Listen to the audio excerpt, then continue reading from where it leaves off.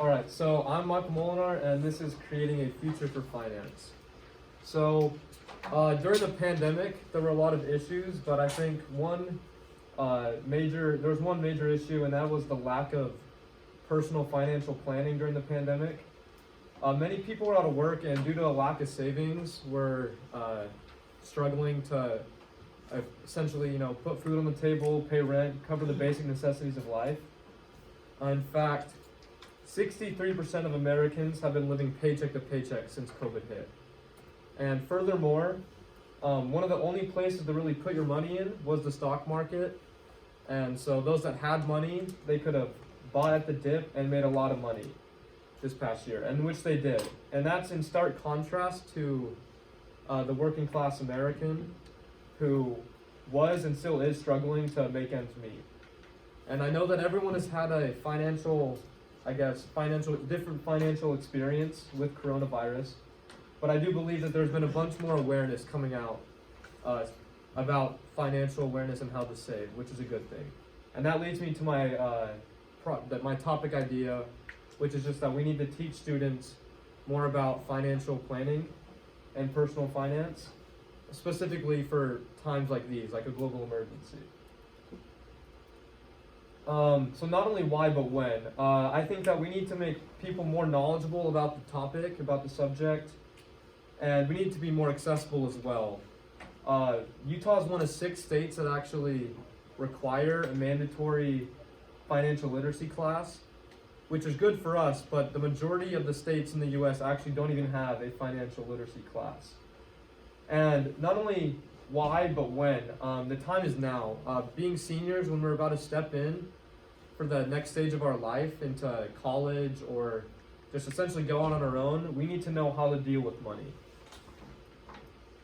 I interviewed Stephen McClose. He's a personal advisor for Morgan Stanley. And he said that we are now beginning the biggest and most powerful revolution in mankind history. And in his words, that is the integration of technology. So more people, more than ever, are dealing with more sums of money, and we need to know what to do with it.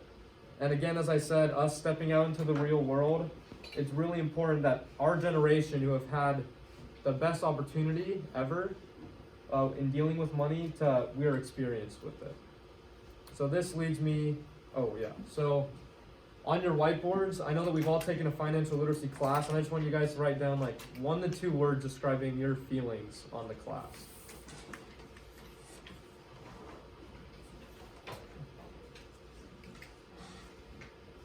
Like that one. Not about an appropriate word? No. Okay, so yeah, I see a lot of useful, unhelpful actually. That's not what I was. Okay, so I do see a lot of useful and helpful, and the survey that I did actually got a lot of similar answers. I asked them if financial literacy is like important, and 87 said it was a necessity, and then 1 person said it was not needed, kind of like Tiger. With that, 51%, a majority, when asked in what ways school can help more, they said just have more financial classes. And then the other answers were just more specific, like taxes, stocks, real estate, and savings. So I think all that tied in really well. And so here's my solution. And that is to draw more attention to our financial literacy classes and offer new ways for students to further their financial education. To go along with this is my objective roadmap. Objective 1 would be to have presentations with descriptions and benefits of financial literacy. I got this idea from the university day we had here, where all the universities came in and tried to persuade us to register or apply for their university. And I think that did a really good job at creating a lot of buzz for the university, and I think we can do the same here. Whether it be past students, administrators, the financial literacy teachers themselves, or like counselors, they should come into the younger classes who are about to take the class and present with the description of the class, what it's about, and the benefits. So people, with the goal that we can create excitement for the class and just have kids come in with a better attitude. Objective 2 would be have additions to the BHS current curriculum. I think it does a really good job of touching the basics of financial literacy and personal finance. But I do believe that it'd be really good at the latter end to have an opportunity for students to get a glimpse of more in-depth areas surrounding personal finance, like the responses, like real estate, and in like investing and stuff like that.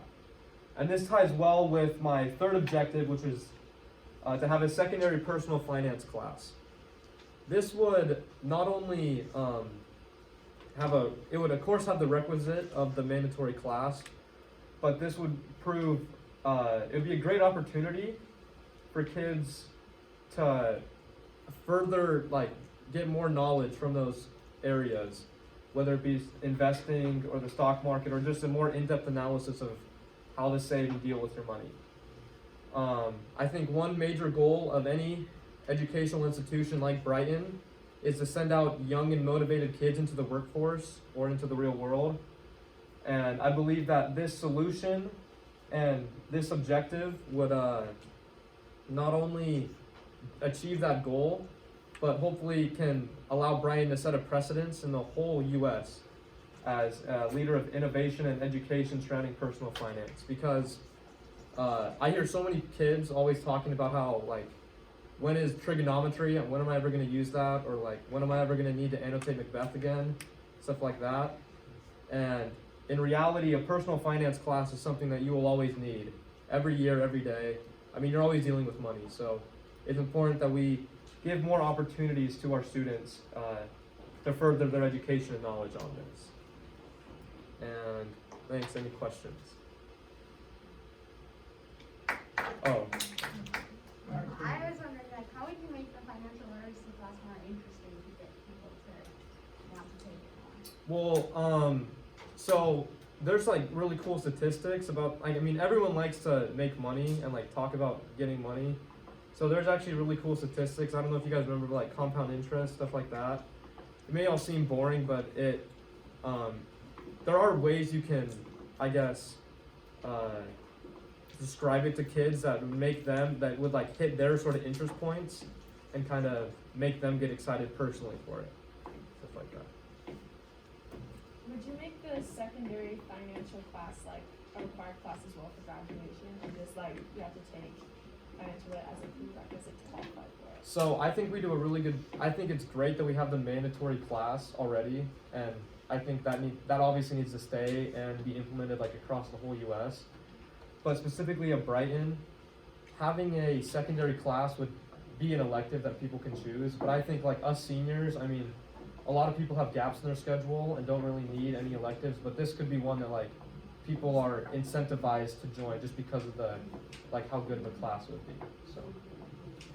With the secondary class, like how would you go about choosing, like from your first objective or just like what students want? Oh yeah, so I talked to Johnny Noble actually for one of my, my interviews, and he said that he needs like licenses to teach real estate and stuff, but I think that if we were to get an opinion of what he thinks is good and like what he needs and what the students want too, and kind of start a foundation from there, you know, so. You said 63% of people are living paycheck to paycheck since the start of the pandemic. What are the standard numbers? I did not find that, but I'm sure it was lower before. But one thing is, people are saving more actually. It's like an 8% bump from like 50% to 58%, where people are saving more. So yeah. All right, thank you.